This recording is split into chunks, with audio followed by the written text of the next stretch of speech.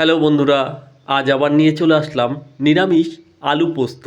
এই নিরামিষ আলু পোস্ত তৈরি করতে যে সমস্ত উপকরণ নিয়েছি সেগুলো তোমাদের সামনে তুলে ধরছি।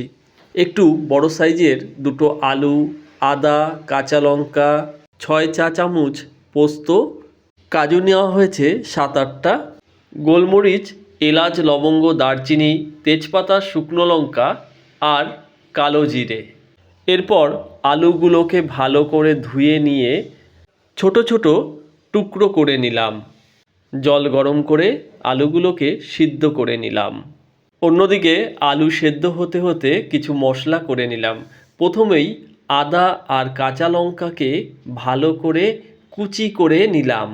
তারপর পোস্ত আর কাজুকে একসঙ্গে জলে ভিজিয়ে বেটে নিলাম। এরপর কড়াই গরম করে শুকনো খোলায় এলাচ, লবঙ্গ, দারচিনি, গোলমরিচ ভালো করে ভেজে নিলাম।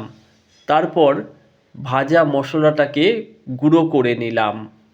কড়াইতে তেল গরম করে কালো জিরা, তেজপাতা আর শুকনো লঙ্কা ফোড়নে দিয়ে দিলাম। মিনিট খানেক নাড়াচাড়া দেওয়ার পরে আদা কুচি, লঙ্কা কুচি তেলে ছেড়ে দিলাম এবং মিনিট দুয়েক ভালো করে নাড়াচাড়া দিয়ে নিলাম। এবার এর উপরে গুঁড়ো মশলা এক এক করে দিয়ে দিলাম। প্রথমেই 1 চা চামচ হলুদ গুঁড়ো, 1 চা চামচ লঙ্কার গুঁড়ো, 1 চা চামচ জিরের গুঁড়ো দিয়ে ভালো করে নাড়তে লাগলাম। তারপর স্বাদ মতো নুন এই মশলার উপরে ছেড়ে দিলাম। নুন দেওয়ার পর ভালো করে মশলাটাকে মিনিট 2-3-এর জন্য কষাতে লাগলাম। কষানো মশলা থেকে তেল ছেড়ে দিলে সিদ্ধ আলুগুলোকে ছেড়ে দিলাম। এবার মশলার সাথে সিদ্ধ আলুগুলোকে ভালো করে 4-5 মিনিট কষিয়ে নিলাম। কষানো আলুগুলোর মধ্যে স্বাদ মতো চিনি দিয়ে দিলাম। আমি এখানে 2 চামচ চিনি ব্যবহার করেছি, তোমরা তোমাদের পরিমাণ মতো নিয়ে নেবে।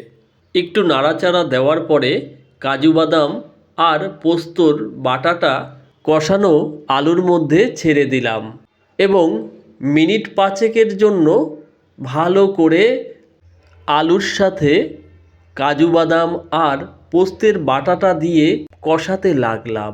আলুর গা থেকে যখন তেল ছেড়ে দিয়েছে সেই সময় গুঁড়ো করে রাখা এলাচ, লবঙ্গ, দারচিনি, গোলমরিচের গুঁড়োটা আলুর উপরে ছেড়ে দিলাম এবং মিনিট 2-এর জন্য ঢাকা দিয়ে দিলাম।